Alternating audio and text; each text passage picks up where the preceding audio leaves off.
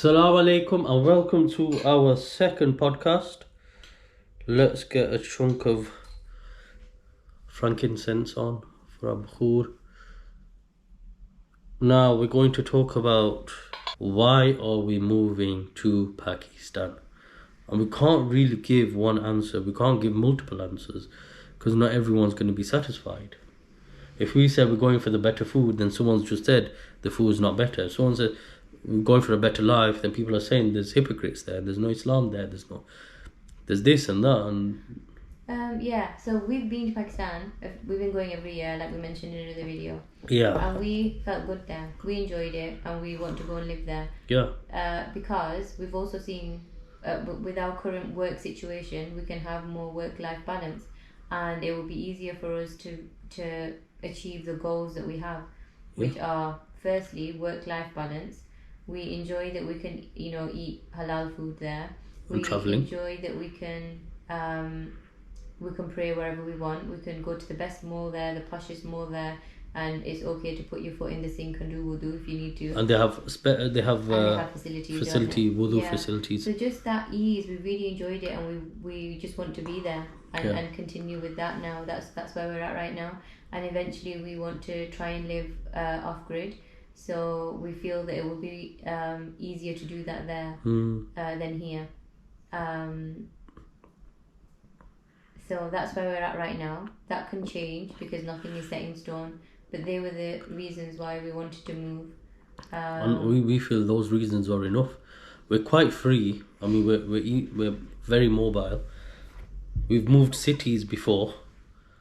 Yeah. Long term, 6 years. We've done, the things that we've done have been risky. Risky for people, people.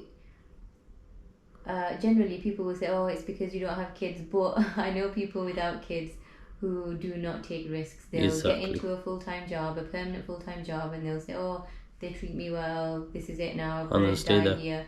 Why would I leave this job?" And then they'll get bored, but they won't leave. Yeah. But whereas me and you, we really try and be flexible and do different things and be free. And it's hard. It's not easy. It is not easy being like this. Exactly.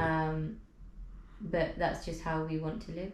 Our finances obviously will change throughout, but we're gonna still give it our best. Yeah, and it's definitely a risk, isn't it? Being self-employed and moving abroad is a huge risk. Very big risk. Because you don't know, you can't guarantee how much money you're going to be earning week by week, day by day. What if my kids have a holiday all of a sudden? Then what? Yeah. Yeah. Yeah, you just don't know. What if suddenly, nobody can afford therapy? Exactly. Or suddenly people, I don't know, anything can happen, and we can go down that rabbit hole. We could get kidnapped because you're a famous YouTuber now. Yeah. Absolutely anything can happen. That'd be awesome. I'd vlog the whole process. Yeah. Be like, they're tying me up now. Anyways, no, but the thing is, we're gonna live on a budget and go according to the budget. As long as we've got multiple streams of income, so I do my tuitioning, and hopefully once I hit 1,000 subscribers, YouTube will start paying me. I'm not sure how much, but at least that's 2 forms of income. And we'll try other forms of income. And the more money we make, the more flexible we can be with what we're doing. Yeah. We can travel more. We're really good at adjusting, I think. I think that's the key. That are you able to adjust? And like the brother or sister said, that there's nothing to prove to anybody. Exactly. When there's nothing to prove, you can literally do anything. We can go and we can come back if we want to. And if people laugh, then we'll laugh with them. Like, yeah, we tried that, it didn't work. Yeah. Or it did work because we enjoyed it for the time we were there, but now we're back and we're going to enjoy what we're doing here. If we have a lot of money, then we'll do what we want with that money. And if we don't have a lot of money, then we'll do what we can with that money, and it'll all just be fine. The more we feel like things are fine, the more they will be fine. So it's all about the mindset. You can go anywhere, you can do anything, and you can deal with anything. It just depends on where you are in your mind. Yeah, so we're going to start off with a budget and stay within that budget. So we might not be travelling around a lot. We'll be staying local and cooking at home, for example, not eating out much. But then if we were earning, for example, £1,000 a week, we'll be everywhere. We could even be in different countries for a month. We could be in different parts of Pakistan. Just because we're living in Pakistan or we could say permanently, doesn't mean that we're going to live every single day of our life there. That could be our base, and we'll be in different countries exploring and coming back to Pakistan, and then coming back to England for a month, for example. But that would be our main base. That's where our home will be, innit? Yeah. It's all down to paisa, pehe. How much pehe we're gonna make, inshallah. Yeah, I was speaking to somebody yesterday, and I was saying that I'm now that recently the changes that have happened, I'm really starting to feel like the world is our oyster. And What changes? just changes like being able to leave a full-time job that I absolutely love to do something different that I love. Moving to Pakistan. Our last video had a lot of questions, a lot of concerns. Me and Myra are going to discuss all of that now, because I feel like my heart shifted slightly based on what people have been saying. So let's just go into the comments. Let's put it in order in top. So 13 people have liked this comment on one of our videos. They're saying, this guy's name is Graham Hussain. This guy is so right. Don't know why the Pakistani community is struggling here when we have mansions in Pakistan and can live very comfortable if we had an income, especially from the UK. So that's a big if we had an income, especially from the UK. That is a big if. You have to have income in the UK. It's true, isn't it? Yeah, I think people that have gone, well, that we know of, have gone because they've got income, they've got a business here, or they're renting their property here, and then it's easier to go there, or they've got family there, or their family has businesses so they can live off that money there. So it's all down to the finances, because here, if you don't work, or if you got children, you get some sort of benefit, don't you? Not that I've claimed any benefits ever, but I know you get something if you've got kids. Child tax credit thing. There's a lot of support here, isn't there? Housing, council houses. What else is there? I don't know, we've never ever had council houses, that's what I know. Had any. Yusuf Akhtar moved to Pakistan in 2005 and loved it. Came back in 2010, so that was 5 years. Because of security issues, not worried about money, electric or whatsoever. Just security was bad, kidnapping, etc. Built half of my own koti. Is koti in it? Koti. I can't pronounce it properly. Koti. Koti. With my own hands. People laughed, but later they started doing things themselves. We have nothing to prove and are just in search of good life. I hope you stay there, but it will be hard. Islam is not there, to be honest, just hypocrisy. He's mentioned a few things. So kidnapping, security, definitely there's an issue in any third world country. Even in this first world country, there was talking about a certain city. We had some inside information from police about a certain city in the UK that's the number one big crime is child trafficking and stuff, and that's in the UK. Yeah, we have a big we even when we were at uni, there was a lot of like trafficking projects to try and combat it. So the UK is very involved with this whole kidnapping trafficking situation. So if people are getting kidnapped abroad, they're probably coming here. Yeah. So it's the same kind of. Yeah. Half of my he built half of his house, which is really good. That's a very good talent and skill to be able to do that on your own. People laughed, but later they started doing things. Who cares what people think? Who cares? And often people do. When you're doing something different, people will really watch you and say things that, you won't be able to do. We're doing something different, and what do you think people are saying? Oh, what are you doing there? What are you going to do there? You can't even speak the language, which is true. So what? So what? We have nothing to prove and are just in search of a good life. That's it. I've got nothing to prove. I'm just in search of a good life. Yeah. Give me tea and biscuits in Pakistan. That's a true story. I went somewhere with my uncle and we just sat down, got talking to this guy that he knows, and all of a sudden tea and biscuits turned up. I took one sip of the tea and drank one of the biscuits, and I ate it, and I was just sold. I was like, this is why I'm here. Hope you stay here, but it will be hard. Islam is not there, to be honest, just hypocrisy. That's everywhere, to be honest with you. Everywhere. There's people without proper ilm. And I was talking to my teacher, Sheikh Zafrullah. We were talking about how people without much knowledge are teaching high-level Islamic studies. So that's even here, and that's happening now. I do think, though, we've had a lot of opportunities here. Like when we go to Pakistan, you know, how many people have studied a fiqh course? Like we did a fiqh course for over 2 years. Yeah, but we paid for that fiqh course. We did. And I bet there's courses. I bet there's courses in Pakistan that you can pay for. There probably is, but who, like for example, the village that I'm from, who from there or from your cousins or anybody? My two aunties went to university and studied Islamic studies. Yeah. Thank you. Okay, so you know, please so narrow-minded. There is Islam in Pakistan, and there is Islam here. It's like I wouldn't go to the street and find my deen, and I wouldn't expect to pick any random person at the mosque and find my deen. You have to observe somebody's character, right? Yeah. That's all we're doing. We're always observing the character of a person. Also, in terms of hypocrisy, I'm not sure if this is what the person meant, but generally people talk about how there's so much corruption in Pakistan. People just, you know, every other person is ready to just, you know, scam you or get more money out of you than they should.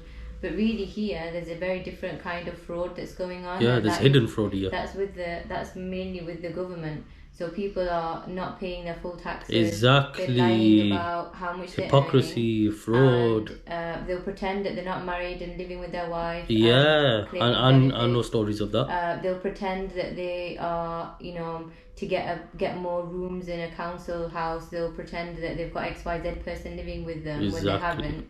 They'll pretend that they're a carer for somebody and get more benefits. Yeah. This is very, very common. Yeah.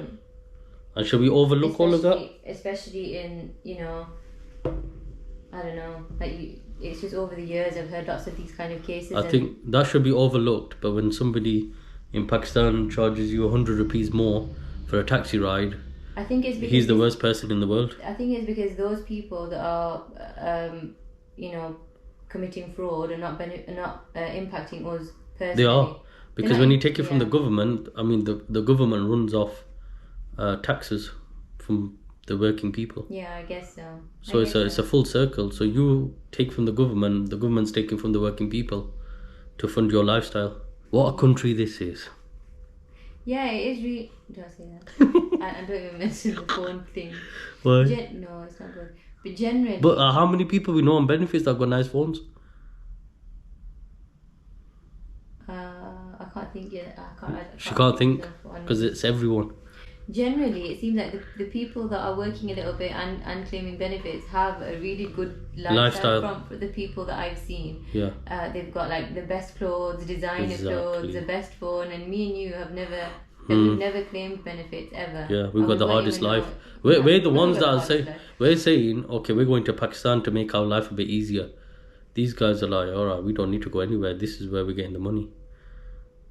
Anyway, that's not everybody. Lots of people on benefits are genuine and they are struggling. Lots and lots of people here. We're not talking bad about you guys. You guys are the good ones. Wolverine scratch. Well, it's the Wolverine from the Marvel universe. I'm getting to a point too when I will eventually move to Pakistan.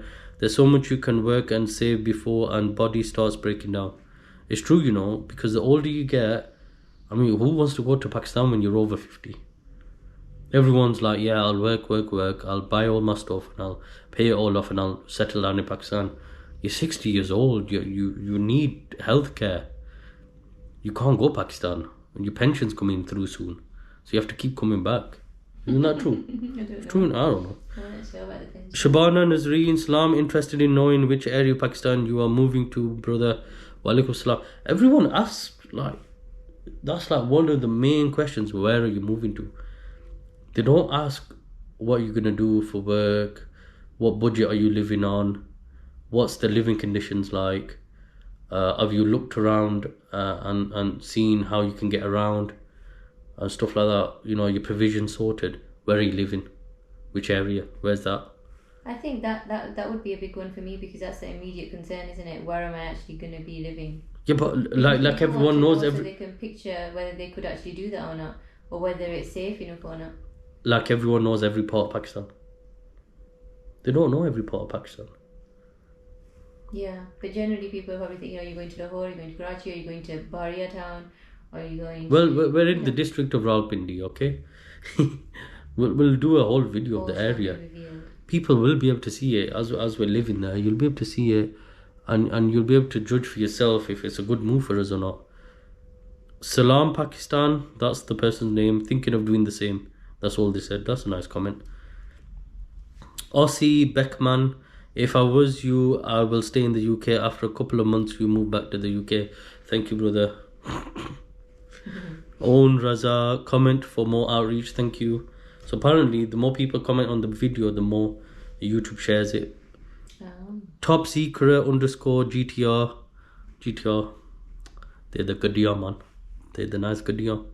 What was the reason you're moving to Pakistan? Well, Myra, really, we could say X, Y, and Z. Ultimately, if we were in Pakistan for, let's say, the next 20 years, where would we be? We'd try to be in a village house, wouldn't we? Off the grid, solar panels, your own animals, you grow your own vegetation. Yeah. Off grid. Yeah, I think so. Off grid. Because look at society right now. We've had the COVID outbreak, and how did people panic and react? How much we rely on the basics. I mean, supermarket queues were how long? And they were only letting you buy 2 things of each item. No more than 2. Just imagine that. We need to start going back to natural and basic forms of living. The way forward is the way back. Yusuf Akhtar, food is definitely not better. Bro, let me take you for a food tour. That's all I'm saying. ARN98, brother, please move to Bangkok instead of Pakistan. Thank you. Muhammad Umar, where in Pakistan are you moving to? Same again. Thank you. Well, it's in the district of Rawalpindi, but obviously, as we're making videos, you'll be able to see more and more of it. But basically, it's more of a city, it's not a village. T, someone's name is just T. Will you not miss your family when moving to Pakistan permanently? Will it not get boring not having those closest to you around? Yeah, I'm definitely going to miss family, and I might get bored as well. I probably will get bored. Yeah, it's always ever been me and you, really. It hasn't. What? It hasn't. We've got really nice neighbours. Oh yeah, but I mean, like, we've got really good friends. How often do we go to the neighbours and just like follow them around and stuff? It's not that, but you know, at least a few times a week we bump into them and have a good smile and good. We'll bump into the people in Pakistan and I'll smile and wave at them. And family, we've got family all around here. Yeah, we visit. Do. We just know they're up the road, so it's really nice. Well, what I've been doing is I've been telling them to come to Pakistan and visit us. Yeah, so we definitely will miss them, but I think we've come to the conclusion now that we feel like whatever is uncomfortable, it should be done. Exactly. So. And it's not like we're going to Bangkok or Malaysia where family don't come and visit. Everyone comes to Pakistan almost every year. Everyone comes to, and you have family in Pakistan. Exactly. We've got relatives just a few doors away, which is really nice. So yeah, we do have family there. Alhamdulillah. PHHS, why are you moving permanently to Pakistan? Well, we did say that we want to be living in like a rural area off the grid where we can actually work on our own field for our own food. That's what you want to do. You want it to be organic. Good luck. Pakistan is a very difficult country to adjust to due to the differences in weather, healthcare problems with basics like electricity, gas, petrol, etc. However, it's great you are giving it a go. Be positive and things will work out.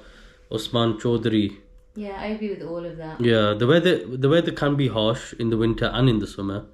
That's why we've installed AC. Healthcare, I completely agree. I mean, Myra, when we took you to the hospital, and they didn't change the sheet. Yeah, it still had blood on it. Hospital bed sheet still had blood on it. I guess because here that would be it's not acceptable here, but in Pakistan it is. It's acceptable. There was just so many people there. Yeah. So it's understandable that the standards are going to be different. Electricity, gas, petrol, I think we'll be okay on them sides of things, inshallah. Salam, brother. Respect for you and your family. We are all wayfarers in this life. God Almighty give you success and ease any difficulties in your life in your life ahead. Anything you need in Pakistan, let me know. J. Hayat. That's a really nice one. The way he messaged, I thought I know this guy. It's just like really nice. Really kind, isn't it? So I replied and I said, you know, who are you, kind of a thing. So I don't actually know this guy, but look how nice he's been. Yeah. Because I can email him anytime. That's nice, isn't it? So when the weather's you've made a friend. Made a friend. What's his name again? J. Hayat. Good mates of mine. Alright, T. Dot. May Allah subhanahu wa ta'ala make it easy for you and your family, brother. Ameen. Punjabi Munda. Oh, that's a name and a half. Glad to see you are moving to lovely Pakistan. I want to retire to Lahore. Lahore's nice. Yeah. One big piece of advice: if you want to successfully settle down, there's never compare things to UK or else you will never settle. That is 100% correct. That's very true. You have to take Pakistan the way it is in all its forms, which is right. From no one giving way in traffic to police not really on the ball, true. To hygiene and no health and safety, true. Power cuts, etc. Pakistan has a great life to offer if you embrace Pakistan with all shortcomings. Good luck and stay blessed. True. Yeah. That's just an advice we would give to anyone. Yeah. And he's put it into a message so nicely. MashaAllah. Thank you. SKH. I give it 1 year max and you both will be coming back. No cap. That's what everybody's saying to us. Is that type of cap? So, What does cap mean? but we are planning to come back next year anyway to visit. Like for a month. Yeah. Like how we go to Pakistan just for like a month and come back. We'll do it the other way around. I was saying that to Farhan, that how we're gonna, I might find it difficult to just stay there, but really, most of the year somebody's there from here. Yeah. So, and we'd probably spend quality time with them because they're just coming to visit, and then when we come, we'll be spending quality time. So rather than just annoying each other. It's true. Before all the questions started coming in and the comments started coming in, I was just 100% positive. But once the comments come in and then it makes you think, you know what, you're right. There are these issues, there are them issues. You can't just get up in the middle of the night and if you feel something's wrong with you, you can't just be like, yeah, I'm going straight to A&E. We're used to the lifestyle here. Things in Pakistan are very different. And inshallah we'll get used to it. Did you actually start thinking that? Yeah. After reading the comments? After reading the comments. Wow, because I've mentioned all these things before to you, and we've discussed them before we decided. I know, but that's why the comment section's there. You don't always listen to your wife, do you guys? Yeah, your wife talks, you don't listen to her, but you listen to the comment section. That's how it should be. Anyways, next vlog will be us traveling to Pakistan. And we'll take you on our journey. Alright? Okay? Yeah. We've seen this clip and it's a little Arab girl and she's like, bye! Bye! To her dad. Bye! So guys, bye!